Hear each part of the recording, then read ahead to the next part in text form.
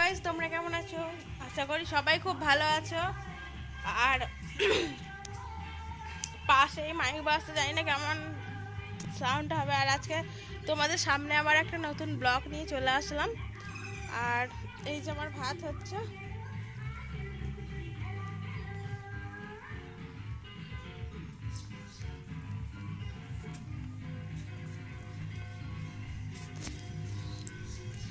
আর আজকে একটা সিম্পল মাছের ঝোল নিয়ে চলে এসেছি, তোমরা দেখতে থাকো ব্লগটা, আশা করি ভালো লাগবে। এই যে চুনো মাছের ঝাল করবো, তেল দিয়ে দিয়েছি আর তেলের উপরে দেখো পেঁয়াজ দিয়ে দিয়েছি। আর এই দেখো পেঁয়াজগুলো আমার এইভাবে লাল লাল করে ভাজা হয়ে গেছে। তো এবার আমি দিয়ে দেব রসুন বাটা।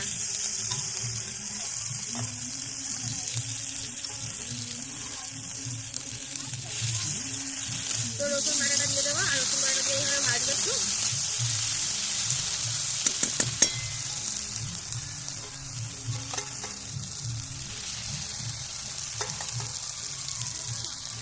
এটা দিয়ে দিলাম আদা জিরে আর শুকনো লঙ্কার সাথে বাটা।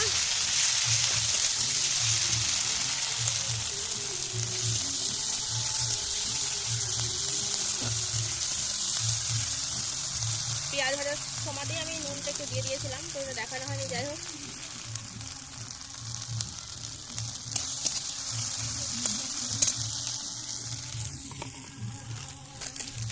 তো এই যে আমি একটু হলুদ দিয়ে দেবো এবার।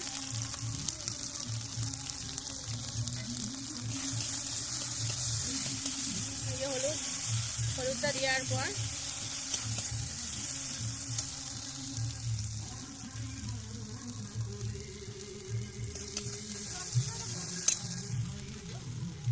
আর একটু লঙ্কা গুঁড়ো দিয়ে দেবো।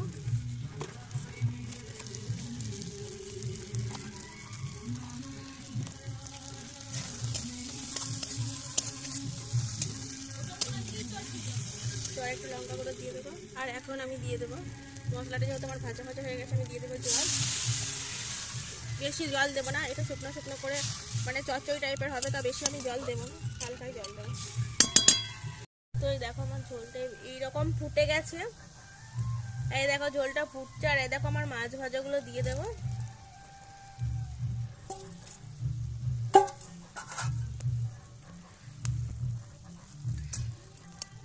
চুনো মাছের ঝাল কে কে খেতে ভালোবাসো কমেন্ট করে জানাবে। আর আমি ওই রান্নার ব্লগটা ছেড়েছিলাম, মাংস রান্নার, তো আমাকে অনেক ভাই বোন সবাই কমেন্ট করেছে। তো যাই হোক, আমার ভালো লাগলো ওই কমেন্টগুলো দেখে, তাই আমি আবার একটা রান্নার রেসিপি নিয়ে তাই চলে আসলাম। তো দেখো চুনো মাছের ঝাল হচ্ছে, এই তো আরেকটু হবে।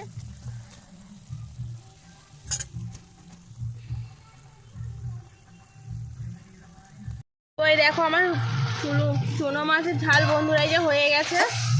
আর এই দেখো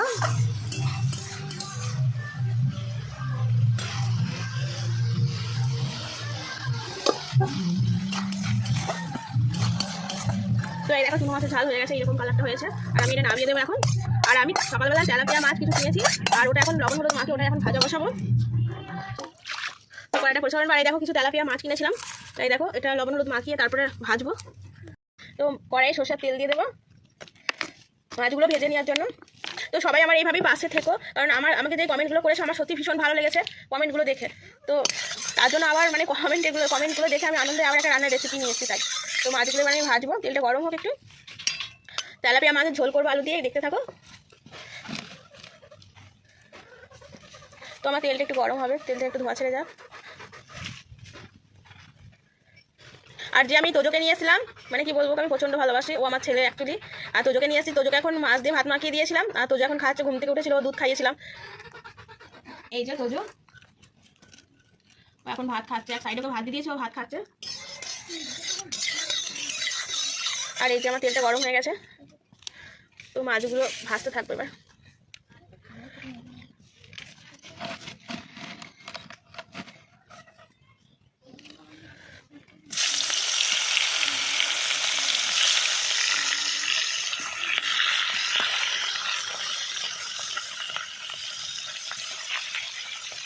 এপিট ওপিট করে আমি লাল লাল করে ভেজে নেবো মাছগুলো।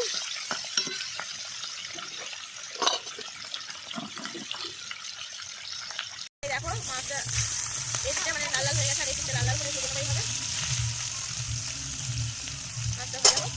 আর এখানে মাছটা ভাজতে ভাজতে আমি কিছু আলু কেটে নিয়েছি এই যে মাছের ঝোল করবো বলে। এটা শুধু আদা বাটা, জিরে বাটা আর শুকনো 2-1টা লঙ্কা দিয়ে হালকা পাতলা একটু ঝোল করবো তেলাপিয়া মাছ। তারপরে সব মাছগুলো আমি ভেজে নিয়েছি আর আমি এই যে পেঁয়াজগুলো এখন দিয়ে দেবো।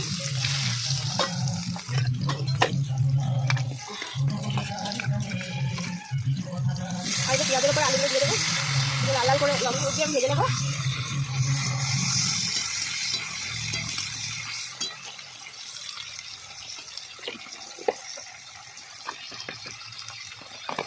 আর এটা এখন আমি ভালো করে ভেজে নেবো।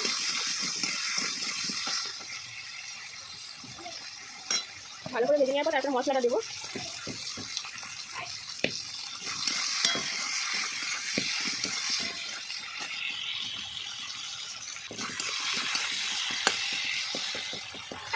এখানে আদা, জিরে, লঙ্কা বাটা দিয়ে দেবো।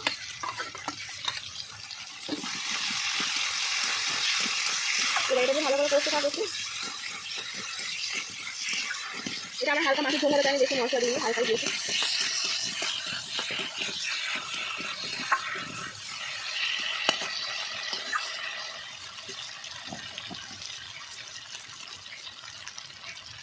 আর শীতকাল যখন সাইডে খারাপ হচ্ছে কষানো হয়ে গেছে ভালোভাবে, তেল ছেড়ে গেছে এই যে গা থেকে। আর আমি জলটা দিয়ে দেবো।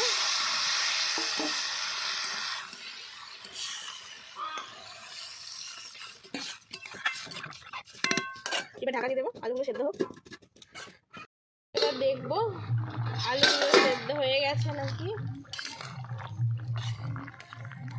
তো এই যে আলুগুলো আমার ভালোভাবে সেদ্ধ হয়ে গেছে, এই যে সব আলুগুলো।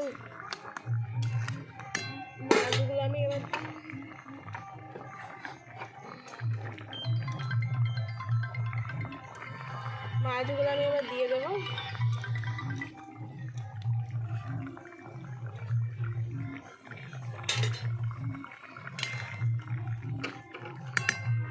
মাছগুলো দিয়ে একটুখানি হালকা করে ফুটবো, দিয়ে নামিয়ে দেবো।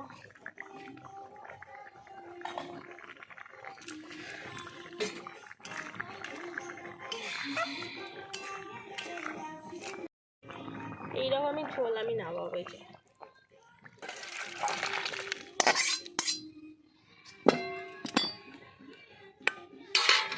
যে আমার মাছের ঝোল হয়ে গেল, পাতলা তেলাপিয়া মাছের ঝোল।